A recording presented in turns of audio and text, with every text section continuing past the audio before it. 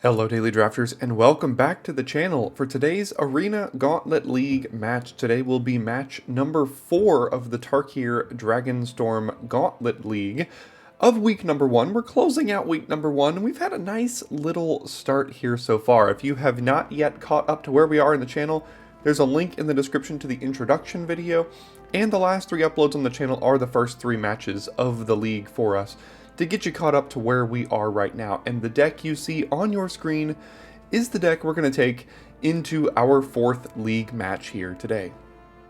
Before we get into today's match, let's have a quick peek at the very tippy top of the 184 player leaderboard. You can see positions 1 through 11 right now.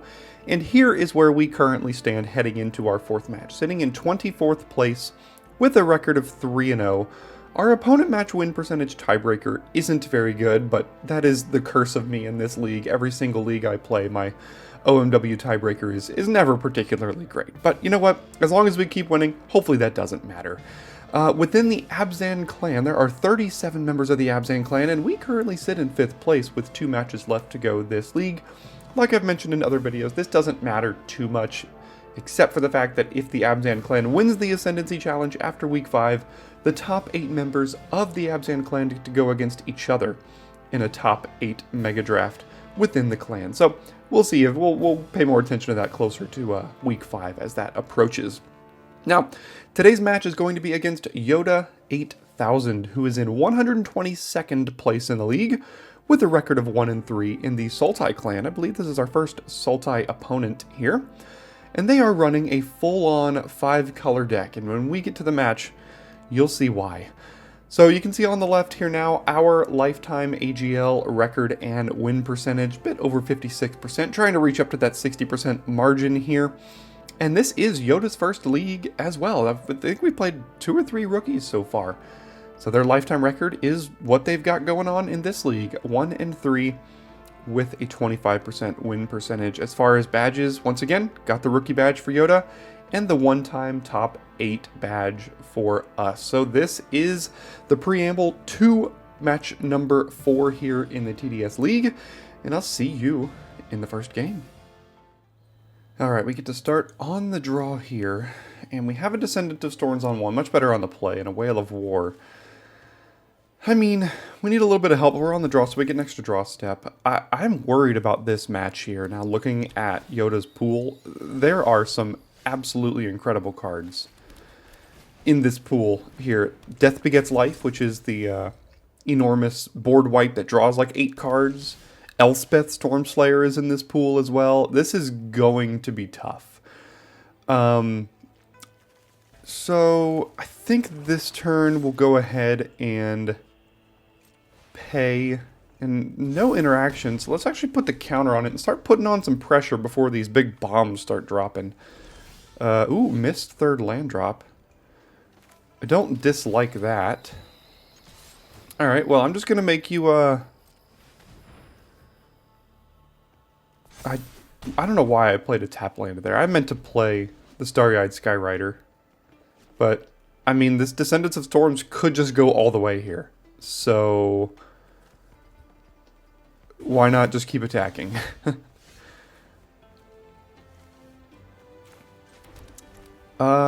Yeah, let's just play a 4-4. This could, you know, maybe we win the match or the game by mana screw. You know, there's going to be some, what's it called? Some matches that we participate in over the course of this league, that this happens to us too, where we get screwed like this too. It happened in game 2 of match number 1. It's just a very, very common occurrence here. So I assume they're going to block. We do have lethal if we go for Descendant of Storms Enduring on itself, no blocks plus Lightfoot technique here. Whale of War can just kill the Sentinel.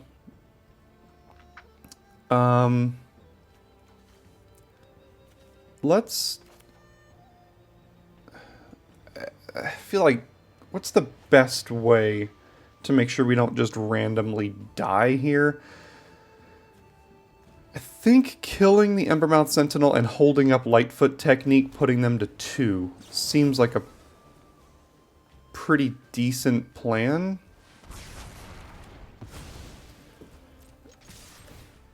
That way, one of these can get indestructible in the event that they've got 2 removal spells here. So they're going to need like 2 bounce spells or something, or 2 creatures, I suppose, would do it to keep them alive. Sibsig Appraiser will not do it. Okay. So, got game 1 on a little bit of a technicality as far as mana screw here, but we take those.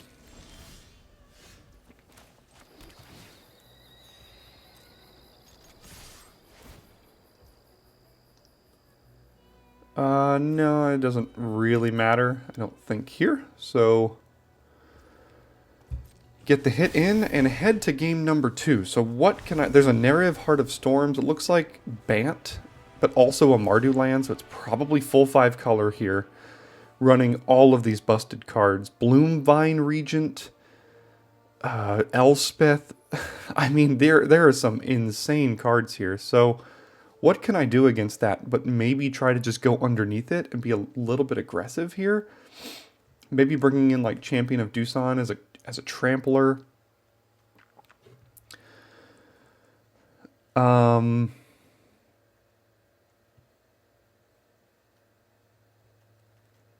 Everything actually seems relatively okay. The Whale of War, again, I might just take this out of the main deck for next match, because it just doesn't really seem to be doing what I want it to do. Everything else seems relatively okay here. So let's give it this a shot. We've really only got like 2 or 3 realistic sideboard cards here. But this, I would be very happy. They've got 4 tri-lands and 4, 6, 8, 10 dual lands here as well. So lots of good stuff over there. No black mana. It's a little bit slow of a hand here, but if we draw black in our first 2 draw steps, we've got the Devotee on turn 2 if we do draw the black. And if we don't, we've got a couple 3-drops here. I don't know if this hand is fast enough, but we did draw the black, so let's hope we can get out ahead of the mana situation over there. And I think I'll play the Devotee here. Next turn, I'm not sure which one to play. It could depend what they do here. That's a 2/2 flyer. Okay, so I don't think they're going to trade, so let's attack. And they don't.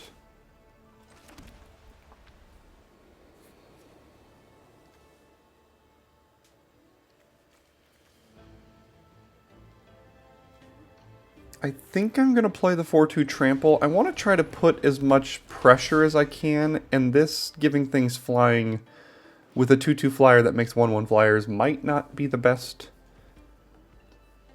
on this board state.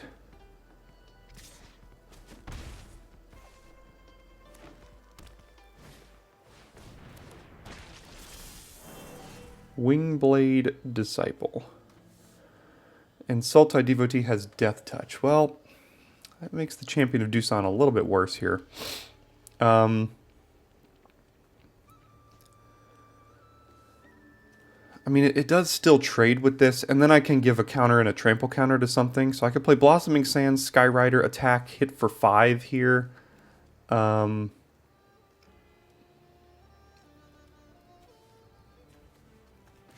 Any priority? No priority here, so that's good. I'm assuming they trade for the Champion of Doosan.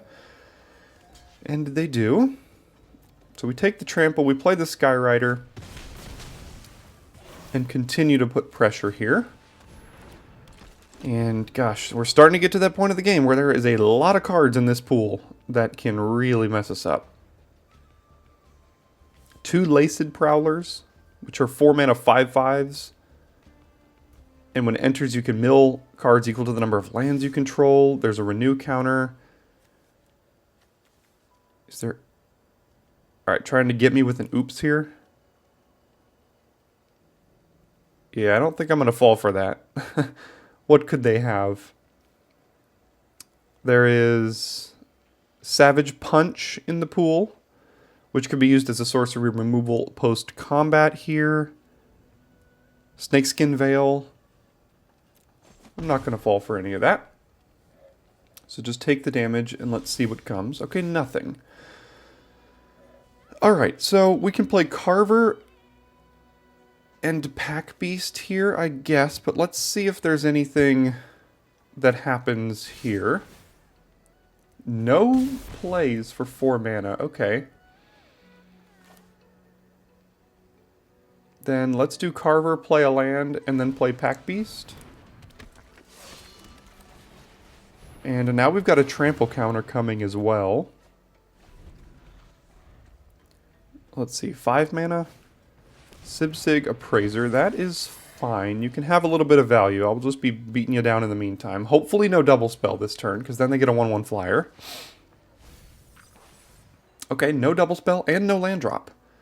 We like to see that. Coordinated Maneuver, a pretty good draw here. 1, 2, 3, 4, 5, 6, 7 mana.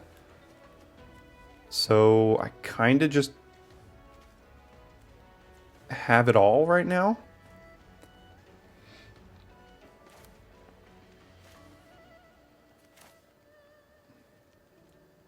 No, 5, 6. Why did I think I had 7? So I can't do all of this. I could play Pack Beast and then one of these two. Probably the Maneuver killing the Disciple here.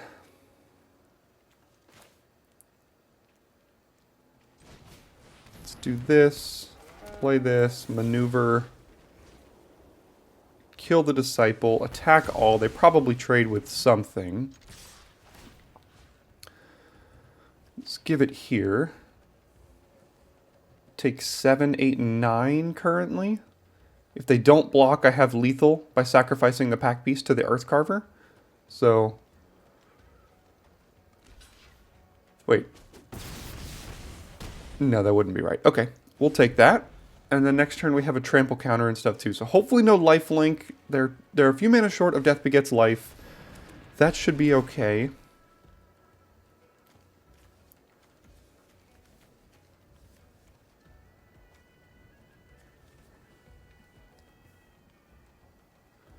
Even if I draw a land, I've got Devotee, play it, and give the trample counter somewhere. So I've got things I can do, even if I don't draw anything else here. Return a land, that's fine. That should do it here. So let's go ahead and just play the land, get the good game. Don't need to search. I don't think we have a dragon, so it doesn't really matter. So let's put this here. Attack all. Give that flying. This has trample. Those are 1/1s. And that should do it, my friends. Alright, so they stumbled a little bit on their mana here, but like I said, over the course of this league, we are bound to have that happen to us too. So, thanks for the games, Yoda. Good luck in the rest of the league. Well, that win moves us from 24th place with a record of 3-0 all the way up to 5th. There are 184 members in this league, and granted it's early, we got 26 matches left to play, hopefully, and we're sitting in 5th place, and if we get a win in the last one, we could jump as high as 4th on Tiebreaker. Seething Octopus, man, if you're watching this, congrats, 67% opponent match win percentage, sitting in 1st at a record of 5-0. That's incredible, but you know what? We're just going to shoot for our own 5-0. We'll see if we can get it.